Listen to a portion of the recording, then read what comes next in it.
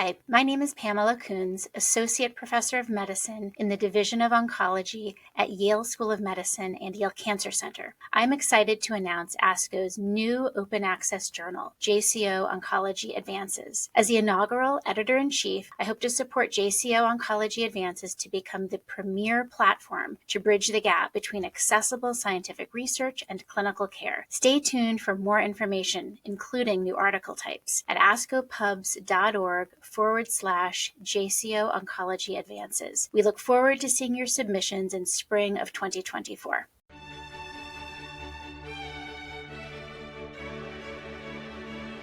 This JCO podcast provides observations and commentary on the JCO article, Resumption of Immune Checkpoint Inhibitor Therapy After Immune-Mediated Colitis by Abu Sabeh et al. My name is David O., and I am an assistant professor at the University of California, San Francisco.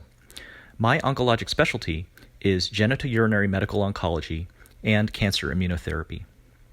While immune checkpoint inhibitors can lead to durable responses even when other standard therapies have failed, their therapeutic window is often limited by immune-related adverse events, which are thought to be autoimmune in nature.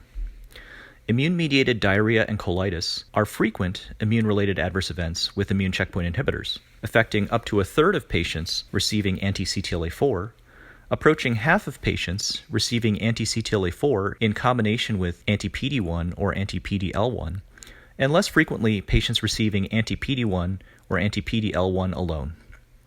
Since there is often overlap between immune-related adverse events and response or survival with immune checkpoint inhibitors, and immune-related adverse events such as colitis can require interruption of treatment and immunosuppression in patients who may have failed other treatment options, many providers are faced with an important question. Is it safe to resume immune checkpoint inhibitors after patients have initial diarrhea and colitis? And what are the risk factors for another episode of diarrhea and colitis? To address this question, which has not been well studied, Abu Sabeh and colleagues in this issue of JCO performed a retrospective multicenter analysis of patients who had initial immune-mediated diarrhea and colitis requiring immune checkpoint inhibitor interruption, and then subsequently resumed immune checkpoint inhibitors from 2010 to 2018. From a starting population of 550 patients with initial diarrhea and colitis with immune checkpoint inhibitors, they identified 167 patients who subsequently resumed immune checkpoint inhibitors for a retreatment rate of 30%. This represents a notable cohort with this degree of clinical annotation. For their initial therapy leading to diarrhea and colitis, about half of these patients had initially received anti-PD-1 or PD-L1 therapy, and a quarter each had initially received either anti-CTLA-4 therapy or combination. The majority of these patients had melanoma, with a smaller proportion of non-small cell lung and genitourinary cancer patients. At the time of retreatment, 80% of these patients received an anti-PD-1 or PD-L1 alone, while the others were retreated with anti-CTLA-4 alone.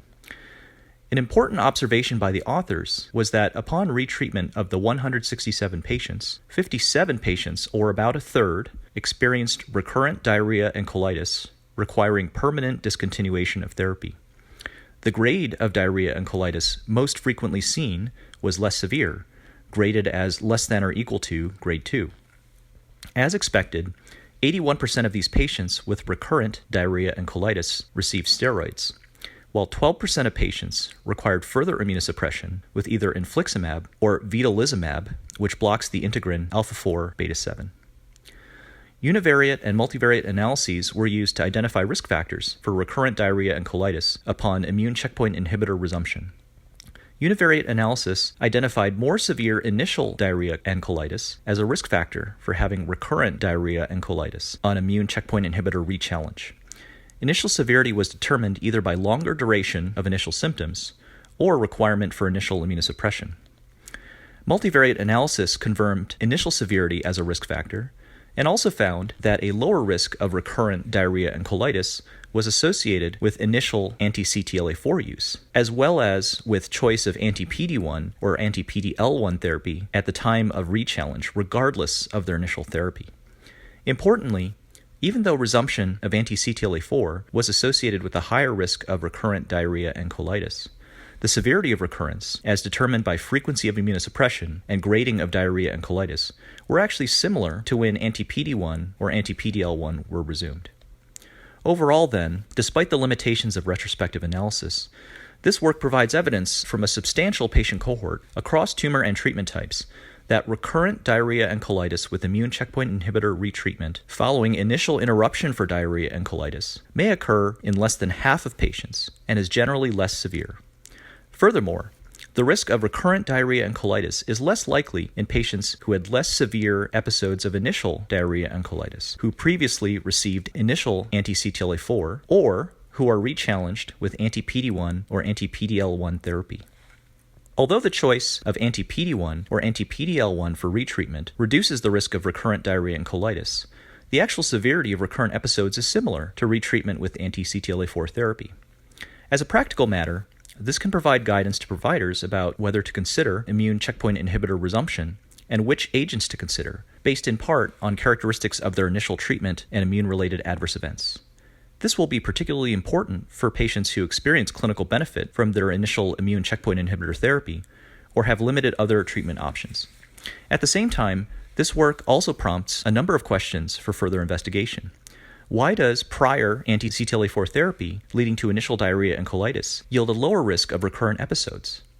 Is there an association between recurrent diarrhea and colitis after immune checkpoint inhibitor rechallenge and ongoing response to therapy?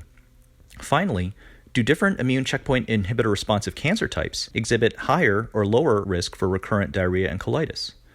These and other questions can be addressed by future studies involving larger and well-annotated patient cohorts at multiple centers. This concludes this JCO podcast. Thank you for listening. For more original research, editorials, and review articles, please visit us online at jco.org.